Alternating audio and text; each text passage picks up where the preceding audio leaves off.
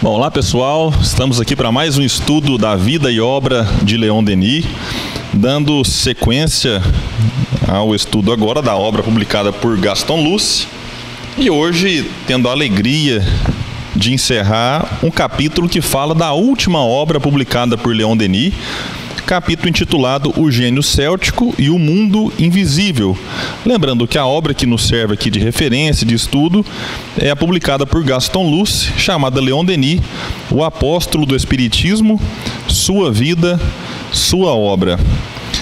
Bom, se no estudo anterior nós falamos, de que Leon Denis aí sim se aposentou enquanto orador, fazendo depois de muitas e muitas palestras, a sua última lá no Congresso de 1925, agora nós falaremos da última obra escrita por Leon Denis. E a gente vai perceber que o fim da sua carreira de escritor, ela de certa forma coincide com o fim da sua encarnação. Mas aí já é um assunto um pouco mais para frente, é só para a gente já trabalhar essa ideia de que ele foi alguém que trabalhou até o último minuto da sua vida, se assim eu posso dizer, porque ele estava plenamente ativo quando aos 81 anos desencarna. E o Gaston vai começar então esse capítulo dizendo o seguinte, aqui para quem está no livro, a página 285, para quem está no PDF, página... Ninguém está com PDF, né? Mas a gente vai colocar na edição aí, né, Jonathan? Joinha, Jonathan? Joinha aí. Ele é tão tímido que nem joinha ele quer fazer, isso não vai aparecer. Mas na edição a gente vai colocar embaixo aí a página do PDF que abre o capítulo O Gênio Céltico e o Mundo Invisível. Disse ele então: como não tivesse oportunidade de falar tudo no Congresso, Leon Denis recomeçou imediatamente sua colaboração na Revista Espírita para dar aos experimentadores os mais prudentes e judiciosos conselhos em matéria de mediunidade. Bom, em coincidência falávamos disso agora, de que nem sempre a gente consegue numa palestra esgotar o assunto. Então a gente percebe que isso aqui aconteceu com Leon Denis no próprio Congresso em 1925, e ele decide então escrever algo a respeito na Revista Espírita, que de certa forma era lida por todos aqueles, creio, ou quase todos, daqueles que estavam presentes ali no Congresso de 25. E aí, no mês seguinte, voltou a se ocupar com um carinho particular de uma ideia que lhe era muito querida, desde sua iniciação na propaganda espírita. Seus artigos sobre o celtismo na Revista Espírita de Allan Kardec são de um interesse capital, já que o próprio codificador sobre isso também escreveu.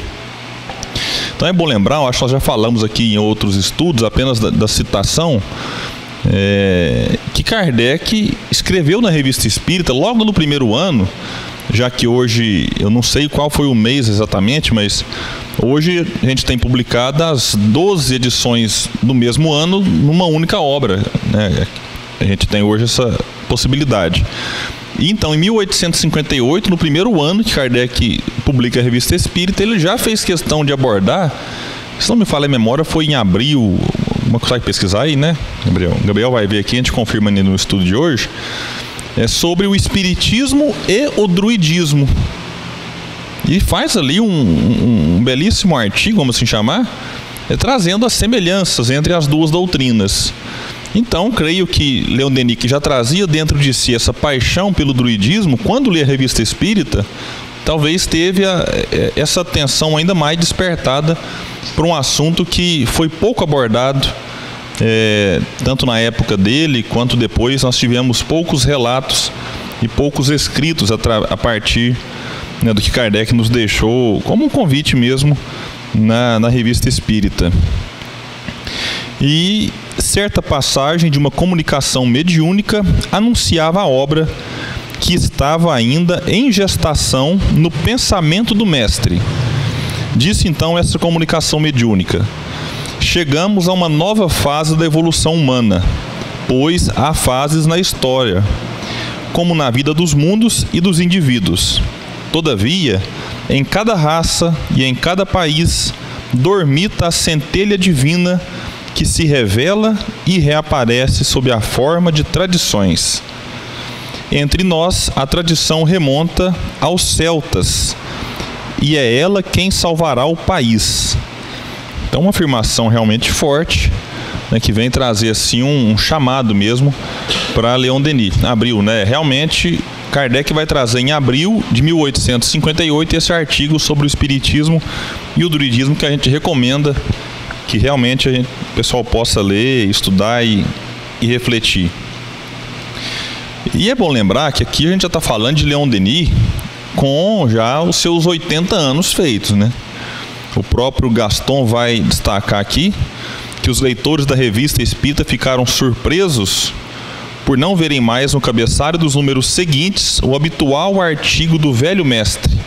Já com 80 anos feitos, Leon Denis começava a escrever seu derradeiro livro, O Gênio Céltico. Como ele havia feito outras vezes, ele diminui a sua carga de trabalho para se dedicar à obra que ele escreveria. Então ele fez isso desde o depois da morte. A gente viu lá atrás que naquele ano do depois da morte ele fez pouquíssimas palestras para se dedicar às pesquisas, né, certamente muito trabalhosas, né, que ele tomava um tempo enorme. Aqui Gaston vai destacar também que Leon Denis estava aí quase cego, cheio de enfermidades, né? Então a gente tinha que levar em consideração essas limitações de Leon Denis. Então não dava para ele escrever artigo e pensar e se preocupar com a publicação dessa obra. Que importa, vai dizer Gaston, os meios lhe seriam dados, traziam-lhe as obras solicitadas, eram lidas para ele. Denis toma notas, estuda e compara os textos. A senhorita Beaumar fez o melhor que pôde para ajudá-lo em seu trabalho. Por via mediúnica, as mensagens lhe são transmitidas regularmente, aplainando o caminho que ele mesmo deveria aclarar. Eu vou ler aqui um pouco mais para frente. O que a própria Beaumar, citada aqui pelo Gaston Luce, é aquela que nós falávamos no estudo anterior, inclusive, que escreveu uma obra chamada Leon Denis na Intimidade, trazendo detalhes muito ricos ali dos seus últimos anos, porque ela que estava, né, como secretária, né, de Denis nestas ocasiões. E aqui um detalhe interessante. Já que Denis estava praticamente cego, a gente fala isso praticamente porque ele conseguia ver vultos, ver algumas imagens com muita dificuldade, mas ele já não conseguia mais ler sozinho e nem escrever sem a vamos dizer assim, a ajuda da grade, né, para que ficasse escrito ali de maneira reta. E então, qual que era a tarefa que ele tinha? Primeiramente, construir o livro na sua mente. Então ele pensava, refletia, e só quem é muito organizado e metódico e com a mente brilhante, né, para conseguir fazer isso, né, de organizar tudo isso mentalmente. Porque hoje a gente às vezes consegue fazer isso com um artigo, né? Você vai escrever um artigo, ou você vai gravar um café com espiritismo, né, Tarso? Às vezes você começa ali, ao longo do dia, você vai pensando no que você vai falar, fala, não, eu vou falar sobre isso, sobre aquilo. E quando você vai escrever o artigo, muito daquilo já está pronto na cabeça, você só passa para o papel. Mas é diferente de um livro, né? Então, escrever um livro, é óbvio também que ele não estava com o livro inteiro pronto, mas as grandes linhas, os capítulos, o que ele abordaria, o que seria o ponto central de cada obra, já estava ali mentalmente pronto e precisava apenas de desenvolver, né, obviamente com a ajuda da senhora Beaumar. Um comentário interessante sobre essa questão da memória do Leon Denis é no próprio Gênio Céltico. Ele fala que aqui, ó, ele fala assim, ó, por essas experiências repetidas, ele na verdade está falando sobre aqueles cantos bárticos que eles eram obrigados a decorar para recitar eles depois nas aventuras deles ali, recitando, né, os poemas. E aí ele falando que quando o mestre dele incutia ele para que ele gravasse, para que ele pudesse repetir depois, ele fala que a memória por essas experiências repetidas, consegui dar à minha memória a destreza e a duração que dela fizeram o precioso instrumento de estudo e de trabalho que me seguiu em todas as minhas vidas ulteriores. E aí ele fala, inclusive, que depois ele teve muitas vidas com muitas vicissitudes, mas que mesmo assim ele conservou essas habilidades. Aí eu me lembro muito daquela frase, eu não sei se está no Evangelho, que fala que o gênio é obra dos séculos, né? Porque nada vem assim ao acaso, né? Tudo vem ali com uma prática constante, como ele diz, repetida, e que aí a gente vai adquirindo aquelas qualidades ali, aqueles talentos que a gente nunca perde eles, né? Mesmo, igual ele explicou, mesmo diante das vicissitudes de várias encarnações, após esse treinamento, ele ainda conservou aquela habilidade. Não, e é importante você destacar isso, Tarso. Eu vou até aproveitar a sua citação, que foi muito boa, que ela vai explicar 2 pontos, essa experiência de Leon Denis como um bardo, né? Ela explica a memória, né, para reproduzir aquilo que lê, estuda, ouve alguma vez e grava com uma certa facilidade, já que ele exercitava isso enquanto um bardo, na época lá, né, da antiga Gália, e explica também o estilo poético de Leon Denis. Que quando a gente pega as suas obras para ler, que você fala, nossa, Leon Denis escreve de uma maneira poética, de uma maneira bonita. Então, também dá para ser explicado pela reencarnação. Porque os bardos, eles eram aqueles responsáveis por reproduzir poemas, músicas, para outras pessoas. Lembrando que o ensino celta, ele era todo oral. Esse é um dos motivos assim, que a gente não tem acesso a tantos documentos, porque eles não preocupavam com escrever as coisas. Era todo ele transmitido via oral. Então ia se replicando aquilo, as tríades, né? E aprendia, replicava, ensinava, e Leon Denis era um desses. Ele ficava responsável pela parte dos poemas, das músicas, enfim, dessa parte mais voltada para esse aspecto belo do ensino. E aí a gente vê, ele reencarna e traz em si esse lado, a memória fantástica e o estilo poético. E o druida, já entrando nesse assunto então, porque tanto Leon Denis quanto Allan Kardec, eles foram celtas, mas o que se tem notícia é de que a encarnação que me parece que ela marcou mais Leon Denis é quando ele foi um bardo, como eu acabei de dizer. E o próprio nome Allan Kardec é uma referência que o professor Hippolyte Denizar Rivaio teve, de que ele fora um druida na antiga Gália. O druida já era o sacerdote, já era, vamos dizer assim, um religioso, né, daquele povo. E para ser um druida, Leon Denis vai trazer essa informação lá depois da morte, era necessário pelo menos 20 anos de estudo. Então não é assim, eu quero ser um druida. E a gente hoje quer pressa para as coisas, né? A gente quer tudo para ontem. E para você ter o título de druida, 20 aninhos de estudo. Pessoal, a gente hoje lá, você vai ser médico, você é advogado, você vai ser administrador, psicólogo, quer quanto tempo de estudo? 20. A gente não aguenta, né? Então a gente quer tudo muito rápido. Então olha o preparo que se tinha para formar um druida. E Allan Kardec foi um desses. E aí Gaston vai colocar então que o mestre, com admirável facilidade, edificava pedra a pedra a nova obra. E aí Denis conta também, vai ser citado aqui, a ajuda de Gabriel Gobron, que era um escritor que abordava alguns aspectos aí do celtismo, e ele visita Leon Denis, eles trocam ideias, certamente Denis aprende também com ele, e o próprio Gabriel aprende com Leon Denis. Ele externa para Gabriel Gobron o amparo do invisível que ele recebia, inclusive para fazer essa obra. Eu já vou adiantar aqui uma informação que era mais para frente, mas só para a gente destacar que o próprio espírito Allan Kardec foi quem incentivou Leon Denis a escrever essa obra. Um dos grandes incentivos que chegou para ele do mundo espiritual foi do próprio codificador do espiritismo, que certamente já acompanhava Leon Denis há muitos anos, não apenas em outras encarnações, como já foi falado aqui nesse estudo, em outros dias, mas depois de desencarnado, certamente Kardec não é, agora eu desencarnei, não quero mais saber de espiritismo. Então Kardec ficou ali próximo, creio, daquelas grandes lideranças do espiritismo, incentivando, inspirando, e Denis vai reconhecer isso aqui num outro momento. O próprio Gaston vai falar algo que está escrito no livro, em que Denis diz: com efeito, foi pelo incentivo do espírito de Allan Kardec que realizei esse trabalho. É bom lembrar, o ano aqui era final de 1926, início de 1927.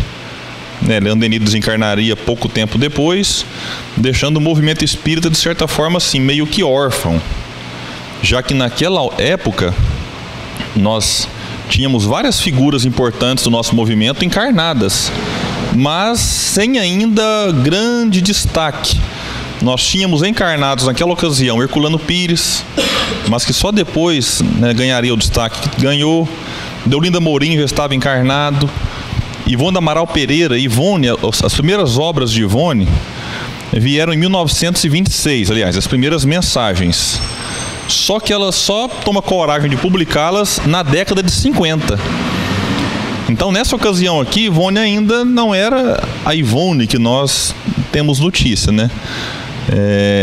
E depois, só para já adiantar aqui também, a Ivone, quando vai escrever Memórias de um Suicida, ela, na verdade, ela recebe o livro, né? Ela escreve o livro, guarda na gaveta, e quem faz a revisão doutrinária do livro é Leon Denis, obviamente em espírito, e que vem encorajá-la para que ela fizesse a publicação de tal obra. Nós tínhamos nesta ocasião encarnado, como eu citei, Herculano, Deolinda Mourim, Dona Ivone. Nós tínhamos o Chico Xavier reencarnado, aqui ele estava com 16 anos, mais ou menos. O Divaldo reencarnaria um ano depois, em 1927. Então era o momento do espiritismo, então, em que Leon Denis se apresentava ali, com todo respeito aos encarnados da época, né? A gente tinha ali alguns nomes interessantes, como o próprio professor Bozano, Gaston Luce continuava encarnado, mas Denis era a grande figura do espiritismo e se encaminhava então para publicar a sua última obra. No mês de março, o manuscrito estava concluído. Era só remeter à tipografia essas folhas terminadas com uma pressa febril, como se Denis pressentisse sua próxima partida.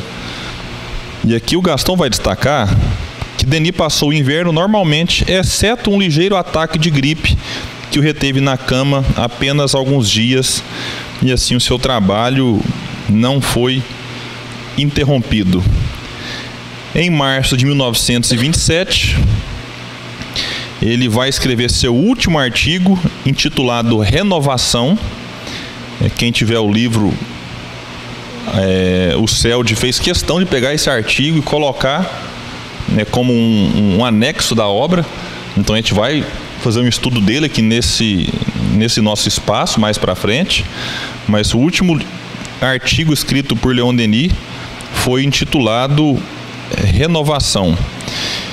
E o Gaston vai trazer uma informação importante. A gente fala assim: William, mas eu adoro o assunto celtismo, druidismo, enfim. Eu quero saber mais a respeito. Essa obra, principalmente sob o ponto de vista espírita, é a principal, não tem dúvidas disso. Mas a gente poderia indicar, que o próprio Gaston vai dizer, que Leon Denis abordou sobre o assunto em outras obras, como Joana d'Arc Médium, O Grande Enigma, O Mundo Invisível e a Guerra, também traz alguns detalhes. No Depois da Morte, ele dedica um capítulo sobre a Gália.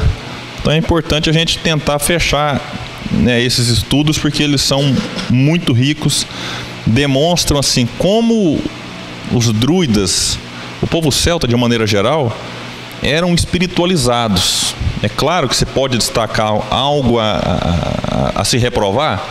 Pode, tem algumas polêmicas, inclusive, a respeito disso, como os druidas sacrificavam pessoas. Aí Leon Denis vai abordar essas polêmicas, dizendo que algumas não são verdades, porque os grandes escritos que se tem sobre os druidas foram feitos justamente pelos seus opositores. Então já pensou hoje, a gente for pegar no campo da política, alguém que é da esquerda escrever sobre a direita, e alguém que é da direita escrever sobre a esquerda. Então você tem que relevar muito as críticas que se faziam aos druidas. Só que eles eram tão poderosos assim, que a sua crença, que até os seus opositores ressaltavam algumas coisas a respeito. Então a coragem, por exemplo, Leon Denis vai trazer lá no Depois da Morte, e creio que no Gênio Céltico também, que é uma obra que eu li já tem mais tempo, ele fala que os gauleses, eles iam para as batalhas contra os romanos sem nenhum pinguim de medo de morrer. Tanto é que eles encaravam as batalhas como festas.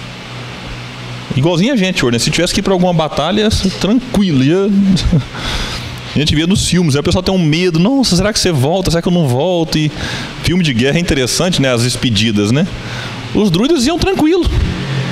E Denis destaca que isso não demonstra a coragem e a certeza da imortalidade na alma, mas ao mesmo tempo um certo até desprezo pela vida carnal, de que enquanto os romanos se equipavam de tudo que podiam para proteger o próprio corpo físico, cheio das armaduras, capacete, colete, tudo muito bem feito, os gauleses iam de peito aberto, sem roupa, assim, só com o mínimo necessário, e obviamente, por conta disso, eram facilmente abatidos.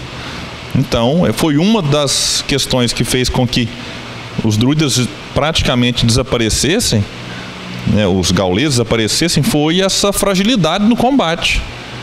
Um detalhe interessante, quando eles iam para a guerra também, é uma cultura que hoje a gente não vê isso tão facilmente. Eles iam com tanta certeza que o corpo é só uma veste, e quando um colega de batalha tombava morto, você acha que eles iam perder tempo resgatando o corpo e sair arrastando o corpo no campo de batalha para levar de volta? Não. Deixava ali e ficou a roupa aqui, o espírito não está aqui mais. Então olha a certeza, a tranquilidade que eles tinham ao lidar com a morte, né? Às vezes de uma maneira até extremada, até, né, uma confiança até exacerbada que prejudicava, né, na perpetuação da tradição, da cultura.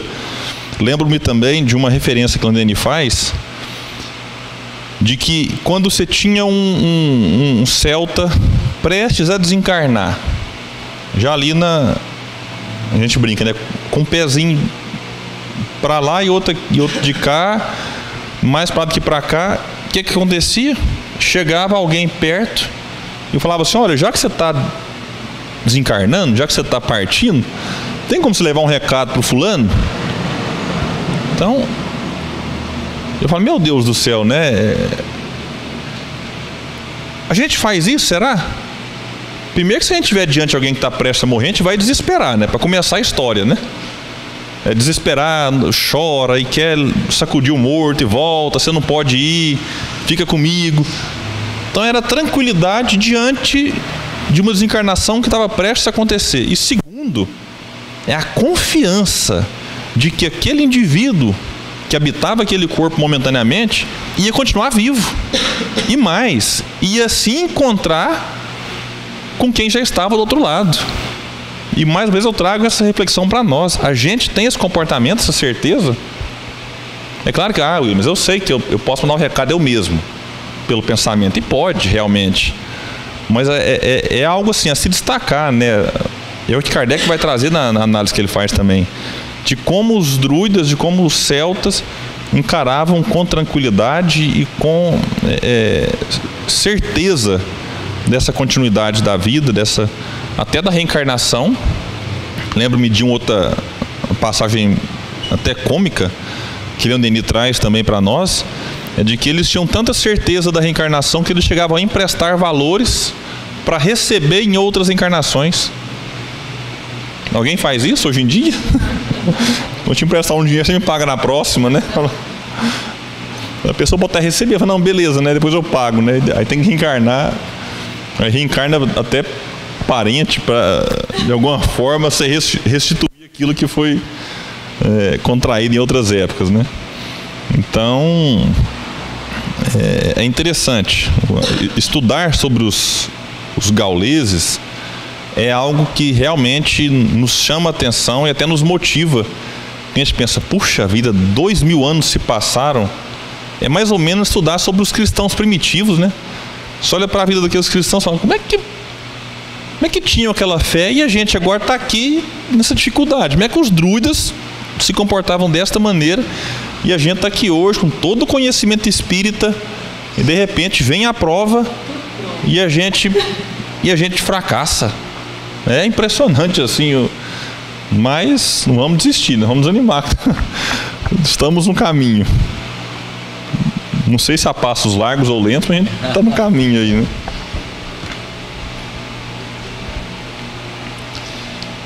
Aqui o Gaston traz um trecho que eu acho interessante do Gênio Céltico, que eu destaquei. Aliás, antes de entrar no trecho, deixa eu abordar o que a própria Claire Bumar vai nos falar da elaboração dessa obra, agora já com seu olhar feminino, com quem acompanhou não só de muito perto, mas como quem participou, né, da construção dessa obra, mais uma vez enaltecendo algumas qualidades de Denis. E eu quero reforçar aqui para nós que estamos, para quem acompanha, né, pela internet, quando a gente fala, né, do comportamento de Denis, não é para ficar bajulando, para ficar enaltecendo, é só para demonstrar que as dificuldades que a gente tem na vida não podem ser motivos para desânimo, né, para desistência e tudo mais, porque Denis tinha tudo para ter desistido. Pensa, 80 anos, né, uma carreira construída, tranquilo, reconhecido, elogiado,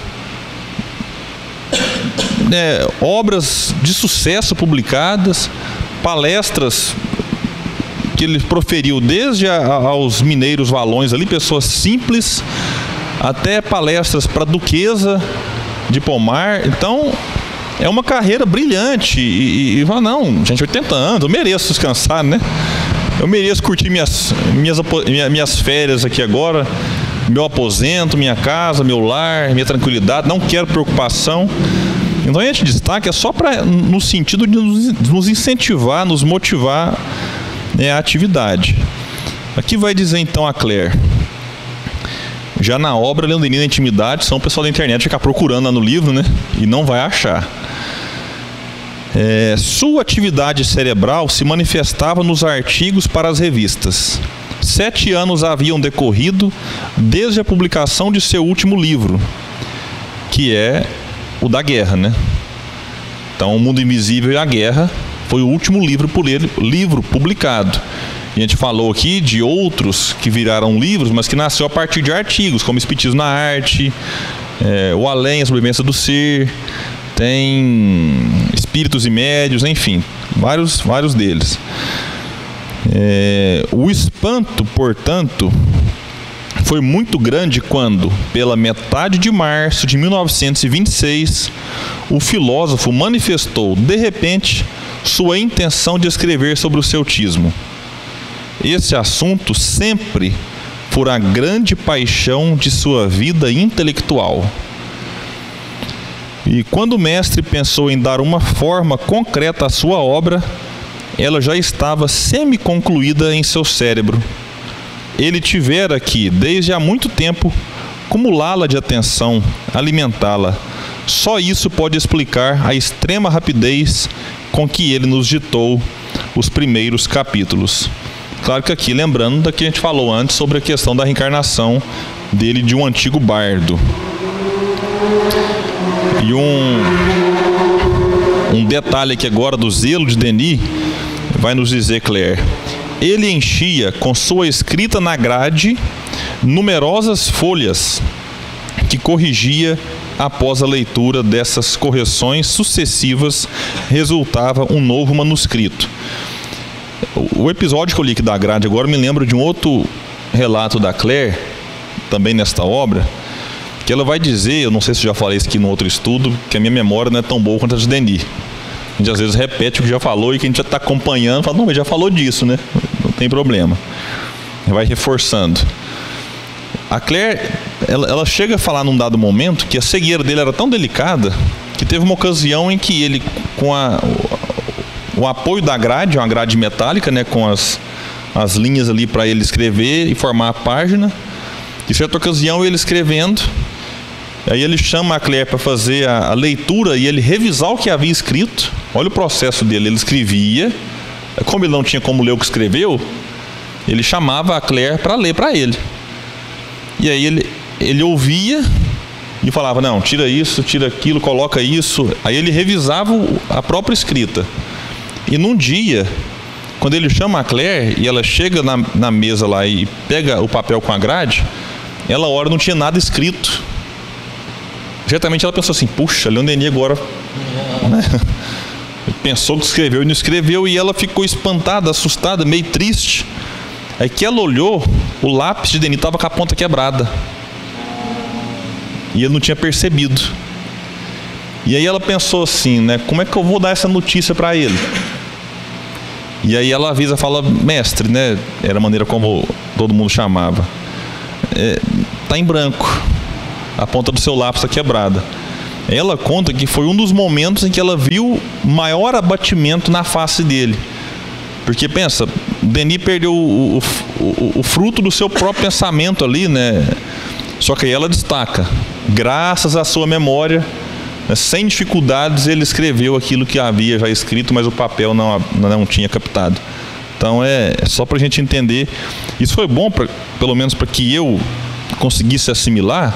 Quando toda a gente olha aqui e fala quase cego, praticamente cego. Como é que é esse negócio? Quase cego, praticamente cego.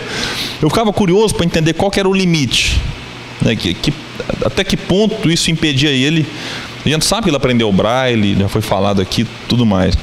Mas eu imaginava que ele conseguisse pelo menos saber, opa, tá em branco. Mas pelo jeito aqui não. Não era simplesmente uma vista embaçada das letras. Ele, no papel, ele não conseguia saber se estava ou não algo escrito. Então é só para a gente ter uma dimensão da cegueira. E aí, seu trabalho o preocupava dia e noite, vai nos dizer ela. E logo que chegava perto dele, dizia-me com vivacidade: ah, o sinônimo que procuramos ontem para substituir e que não me agradava inteiramente, eu o encontrei na insônia. Então olha a preocupação dele, né? Ele, para evitar, isso é um cuidado que a gente tem hoje quando vai escrever algum artigo, né? Fazer alguma palestra, é evitar a repetição da mesma palavra. Isso torna cansativo a leitura, torna a obra mais sem tanta beleza. Então Denis está preocupado, não, isso aqui eu tenho que pegar um sinônimo. Às vezes ele pensava, não conseguia. De repente, lá altas horas da noite, a palavra vinha e falou, opa, achei. E ele certamente guardava na memória, esperava a Claire chegar para fazer a correção. Então são detalhes que a gente traz, né? Eu acho que é bacana saber. Ela nos diz também, por vezes ele ficava emocionado e encantado ao ver as dificuldades que seus amigos enfrentavam para lhe serem agradáveis. Então, ele, querido como era, todo mundo queria agradar, né? Pensa, querido, já bem velhinho, cego. Então, toda hora chegava um querendo fazer algum agradinho, e isso, obviamente, o emocionava. Ela vai destacar também em relação à obra que frequentemente tratava-se de fazer longas pesquisas que causavam obstáculos ao trabalho e o tornavam difícil, a tal ponto que o escritor deplorava a fraqueza de sua vista. Ah, dizia-me ele, o que fui empreender agora para um velhinho da minha idade? Porém, esses momentos de desânimo não duravam muito e a enérgica natureza do octogenário rápido reagia a esse estado. Então é para a gente ver que até Denis de vez em quando sentia-se fraco, né? Desanimado, meio triste, às vezes pensava que não ia dar conta de concluir aquilo que ele havia iniciado, mas rapidamente ele, como a gente diz, né, sacudia a poeira e seguia. Em relação à obra, ele foi enviando ela para a gráfica, né? chamada também na época tipografia, nas partes, primeira parte, segunda parte, terceira. E ela conta que chegou um dado momento em que ele tinha pressa para acabar logo. É aquilo que o Gaston falou na sua obra, que eu já falei aqui antes. É como se ele pressentisse a sua partida que estava para acontecer, né, a qualquer momento ali. E ela destaca então que pela terceira vez, no dia 31 de março, Leon Denis se encaminhou para a tipografia. Ele levava a última parte do seu manuscrito. Sentia-se que ele estava feliz, aliviado de um grande peso, com a ideia de que sua obra ia logo tomar uma forma tangível e que 3.000 volumes iriam pelo mundo propagar seu pensamento. Essa devia ser a última saída do mestre. Então, a última vez que ele sai de casa foi no 31 de março, justamente para enviar a última parte do seu livro para a gráfica. Bom, aqui eu quero destacar duas coisas no que ela citou por último. Primeiro, em relação à quantidade de livros, né? 3.000 exemplares, mesmo hoje, quando a gente grava esse programa, em 2000, esse estudo, em 2020, é uma quantidade considerável, que poucos livros conseguem atingir, assim, principalmente em primeira edição. Então, normalmente, as obras hoje, elas têm uma tiragem de 1.000, e a gente pode afirmar que a grande maioria tem muita dificuldade para vender 1.000, a não ser que se conte aí com uma ajuda, um apoio dos grandes clubes, né, das grandes distribuidoras. Aí você consegue ter um número mais expressivo, mas para a época 3.000 livros realmente é de se admirar. Isso obviamente graças ao nome Leon Denis, né, mesmo que o tema que ele abordou não é um tema que agrada a todo mundo, porque nem todo mundo tem interesse por saber mais do celtismo. Mesmo assim, ele consegue esse número expressivo. E o outro ponto, como eu sempre brinco, é que se a gente quisesse ter aí algum feriado na tradição espírita, como se tem na tradição católica, deveria ser o 31 de março. Por quê? Nós temos 3 momentos importantes na nossa história envolvendo esse dia, porém em anos diferentes. O primeiro é 31 de março de 1848. É quando a gente teve o famoso episódio com as irmãs Fox, lá em Hydesville, nos Estados Unidos. Foi um momento tão impactante que o Arthur Conan Doyle, no seu livro A História do Espiritualismo, em que ele faz uma análise, né, desde Swedenborg, na verdade, século XVIII, e vai avançando ao longo da história, passa por Kardec e prossegue. Ele diz que esta data é como se houvesse tido ali uma invasão organizada dos espíritos. É como se os espíritos, de fato, sempre tivessem se manifestado, beleza, a gente concorda com isso, todos os livros sagrados dão conta disso, mas é como se essa data aqui fosse assim: galera, tá liberado, vamos invadir geral, que é o momento de invadir a Terra. E aí, então, a partir dessa data, 31 de março, é que dá início, lá em Hydesville, a um momento mais fenomênico da doutrina, que não começou em 48, foi em 55 com Kardec estudando, mas as mesas girantes que tomou conta da Europa tem a sua origem lá nesse 31 de março de 1848.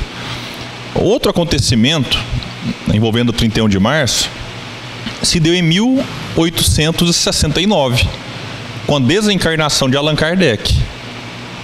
Então é um segundo momento assim desse dia.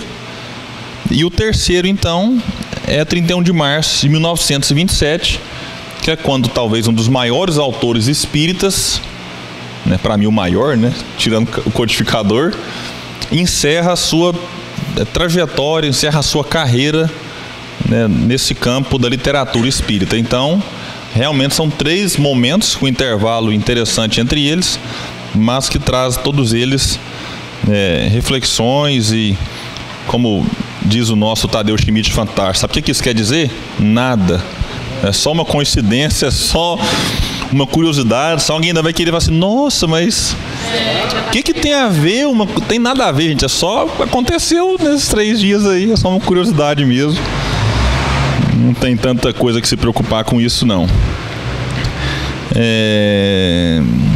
Um outro destaque interessante aqui que a Claire vai nos trazer para a gente voltar para o livro do Gaston, é que durante todo o ano de 1926 e 27, seu devotado médium o havia mantido em ligação constante com seus amigos invisíveis. E Allan Kardec dava a cada quinzena as mensagens que figuram no fim de O Gênio Céltico.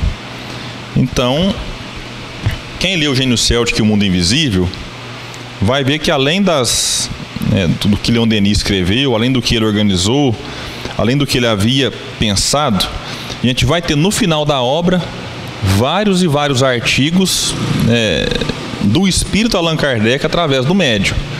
E são artigos, né, Tarso? O Tarso conhece esses artigos, de uma reflexão muito interessante e às vezes muito profunda. Às vezes você lê assim e fala, nossa, mas eu não entendi isso aqui não. Que realmente ele faz conexões entre o budismo, o cristianismo e o druidismo, o celtismo, né, de como se fosse ali 3 vertentes, né, da revelação divina. Então realmente a gente recomenda bastante aí o estudo, né, desses artigos também. É claro que a gente vê ali agora uma vez me reclamaram assim, mas os artigos que Kardec escreveu e que está na obra lá são muito vinculados ali ao celtismo, ao druidismo. É como se Kardec não preocupasse com outras coisas. Fala, meu querido, mas a obra era sobre o quê? É sobre o celtismo. Então não dá para escrever de outro assunto que não seja o que a obra queria falar. Então o pessoal às vezes questiona, mas agora Kardec está muito bairrista, está muito preocupado. Gente, mas o intuito da obra era explorar o celtismo. Então você não dá para Kardec fugir muito do assunto, né, gente? Então é só uma reflexão que a gente tem que fazer para quem for ler os artigos, assim, nossa, não se assustar e achar que não era Kardec, algo que Leon Denis, primeiro, ele confiava muito no médium, e óbvio que ele passa ali pelo crivo da razão, e se aquilo que Kardec estava falando, se fazia sentido com o que ele havia já também estudado. E eu acredito que se Leon Denis coloca no livro, é porque merece a nossa confiança, não que Denis seja perfeito. A gente pode ler essa obra e ler várias outras e encontrar, né, algo que a gente discorde.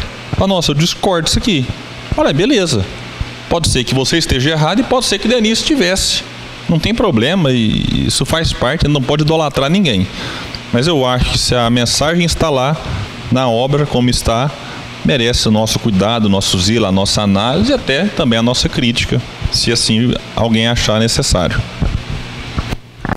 Também ressaltando que, como a gente já falou em outros estudos, né, a importância de se ver qualquer ideia publicada, não como algo que surgiu do nada, né, mas algo que assim é um pensamento daquele momento propício, que a humanidade está propícia para receber, ou seja, que tem bases para isso, né? E aquele pensamento que floresce naquele momento, mas floresce no sentido de já ter todo o sol, já ter tudo preparado para aquilo aparecer. Então, é claro que eu não conhecia o livro, O Gênio Céltico, mas é claro que a gente tem que também remontar essas ideias espíritas que estão ao longo da história, né? O espiritismo não está só, as ideias espíritas não estão só nas obras do Kardec. O Kardec ele faz um estudo com um rigor, ele faz um estudo com lógica, mas ele deixa claro também que essas ideias estavam espalhadas, né, pela humanidade, pela história, e muitas das coisas só eram ditas de formas diferentes, né? E aí aqui até tem um parágrafo que eu não sei, agora eu já estou meio perdido em qual parte que a gente estava, mas que se eu estiver antecipando é por causa exatamente disso que eu estou falando, que o Gaston fala, esse pensamento, que era o pensamento que o Leon Denis estava querendo expressar, era o seguinte: o espiritismo kardecista não é outra coisa que uma não é outra coisa que uma adaptação das crenças dos nossos ancestrais à nossa mentalidade moderna, porque coincide exatamente com o druidismo e constitui um retorno às nossas verdadeiras tradições éticas ampliadas pelos progressos da ciência e confirmadas pelas vozes do espaço. Então, mais uma vez, né, mostrando que essas crenças ancestrais, elas que dão origem a esse pensamento, e assim, e isso foi ao longo da história inteira, né? Assim, a gente não tem um salto, a natureza não dá saltos, né? Então que a gente remonte também a essas ideias que são originárias, né, as ideias espíritas, para que a gente até entenda um pouco como é que essa ideia surgiu, a antropologia dessa ideia, né? O pessoal fala antropologia filosófica, e isso é importante se fazer esse tipo de estudo, coisa que a gente hoje não faz. A gente pega algumas ideias que aparecem em livros mediúnicos como novidades, e sem a menor preocupação de se olhar se isso tem base na história, se isso tem base num pensamento de determinada época, e a gente começa a beber dessas ideias como se fossem verdades absolutas. E assim, claro que até desconsiderando a própria codificação, né? O cuidado que a gente tem que ter com as mensagens, com a questão mediúnica, a questão do filtro, de se analisar. Então, o Leon Denis fez bem esse papel mesmo de buscar as ideias, de onde estavam aquelas ideias ali em sementes ainda. E eu acho que o importante de ressaltar também sobre o celtismo, né, fazer o papel de advogado do Leon Denis, é porque é no celtismo que a gente encontra, igual o William falou, né, essa proximidade entre mundo visível e invisível mais constante e presente, né? Porque mesmo se a gente for pensar nas origens das religiões abraâmicas, dos profetas, dos judeus mesmo, você tem um contato com o mundo espiritual através desses profetas e dos sacerdotes, vamos colocar assim, só que ele é muito menos presente do que no caso do celtismo, onde eles estavam constantemente em contato com esse mundo invisível, né? Então, assim, e a filosofia, eles explicam todas as questões de reencarnação, principalmente, só que com uma linguagem figurada, né? Através de poesias, dos cantos bárdicos, o Taliesin é o mais famoso deles, e então é como o Espírito da Verdade diz, né? De que é chegado o momento das coisas serem restabelecidas em seus verdadeiros sentidos.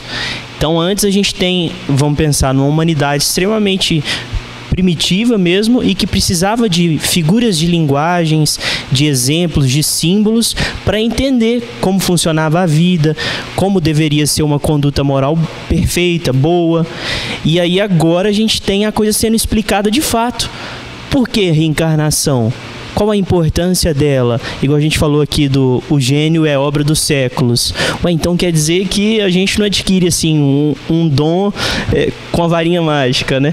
Ele vem sendo adquirido ao longo de várias existências e por meio do trabalho, da pessoa empregando os seus talentos e os desenvolvendo ali pouco a pouco, né? Então, se a gente for pensar mesmo, o espiritismo se parece demais com o celtismo. E aí é como Leon Denis fala também no Gênio Céltico, de que a única coisa que faltou no celtismo era o cristianismo puro, primitivo, dos primeiros tempos. Esse sentido moral que Jesus trouxe, do amor ao próximo, essa lógica, né? De que se você fizer ao próximo o que você gostaria que vos fizessem, então o mundo vai ser um lugar perfeito de se viver, né? E aí o espiritismo é a junção do celtismo com o cristianismo. Então, assim, é uma continuidade. A gente sempre fala disso, né? Que as coisas... É igual o Lavoisier fala da química ali, da natureza. Nada se perde, nada se cria. Tudo se transforma. Também, no sentido moral, nada se perde, nada se cria. Tudo vai se transformando e sendo restabelecido em seus verdadeiros sentidos, de forma mais clara. A gente também vai expandindo, né? As palavras, o vocabulário, a linguagem, os conhecimentos. E aí a gente pode, através desses novos conhecimentos que a gente descobriu, relacionar com aquela lógica anterior que já existia nos nossos tempos enquanto humanidade primitiva, né? Mas é isso, acho que... Porque às vezes o pessoal leva muito o celtismo por um lado mágico, né? E quando a gente lê, quando a gente ouve falar sobre, parece mesmo muito mágico. É igual o sobrenatural, né? Porque a gente não conhece. Então a gente diz que é magia. Mas a verdade, assim, tem toda a explicação, vamos colocar, até científica, e não perde a beleza. Não é? Porque a gente gosta da magia ali por ela ser bonita. Só que à medida em que ela vai sendo explicada, ela vai se tornando, parece que, mais bonita ainda. Porque aí você pega a lógica da coisa e para que ela está sendo feita, né? É atribuído aos druidas, pegar um outro ponto agora aqui também, a construção daqueles monumentos conhecidos lá em Stonehenge, não sei como é que é a pronúncia disso aqui, mas... Depois a gente pode até colocar algumas imagens aí na edição do vídeo. É mais ou menos como as pirâmides do Egito, né? Você não sabe muito quem fez, quando que foi feito e principalmente como que foi feito aquilo. Esses monumentos também, os dolmens lá de Stonehenge, passa por isso. Como conseguiram colocar pedras tão pesadas naqueles pontos ali, que inclusive a ciência estuda, que tem algumas mensagens ali, alguns estudos, né, em torno daquilo que realmente demonstra uma inteligência, não só em como transportar e colocar aquelas pedras, mas ali me parece que fala algo mais a partir de onde cada uma delas foi colocada. E aí, uma das ideias é de que isso tenha sido feito pelos druidas, pelos gauleses. Mas, repito, ainda está no campo da especulação e não tem ainda como, acabei de pesquisar aqui agora, não tem como confirmar, mas é realmente muito bonito. Eu pessoalmente tenho vontade de conhecer. E depois, quem quiser também entender um pouco mais sobre os druidas, ou entender assim, né, dentro do possível, aquele desenho animado que eu acho que tinha, né, Obelix e Asterix, aqueles são dois druidas, são dois gauleses, né, em desenho animado, que também acredito que tenha contribuído para manter viva, digamos assim, a chama, né, dessa cultura. Hoje praticamente essa chama quase apagada, mas que a partir de alguns esforços ela se mantém ali e quem sabe um dia, né, venha a crescer. Há alguns eventos, né, sobretudo no país de Gales, que ainda é um país que mantém boa parte da tradição. Na Irlanda também tem alguns eventos culturais, tem alguns eventos anuais ali em que, vamos dizer assim, quem quer manter essa chama acesa se reúne e confraterniza. Então, que Leon Denis, né, dentro das suas limitações, possa contribuir.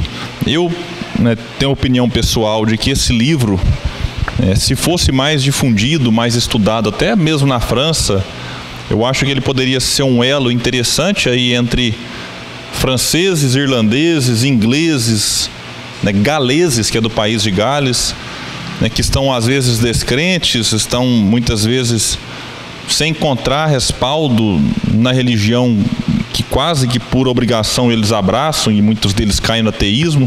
E talvez esse livro pudesse, se chegasse aos corações destes que eu citei, devolver para eles então a fé, a esperança, a vontade de fazer algo, porque acredito que essa obra ela tem muito que contribuir ainda, talvez não para nós espíritas do Brasil, repito, mas talvez para aqueles descrentes, que habitam os países que antigamente faziam parte ali da Gália. Bom, então é isso, né? A gente agradece a todos, né, que estão aqui com a gente no Grupo Espírita Leon Denis.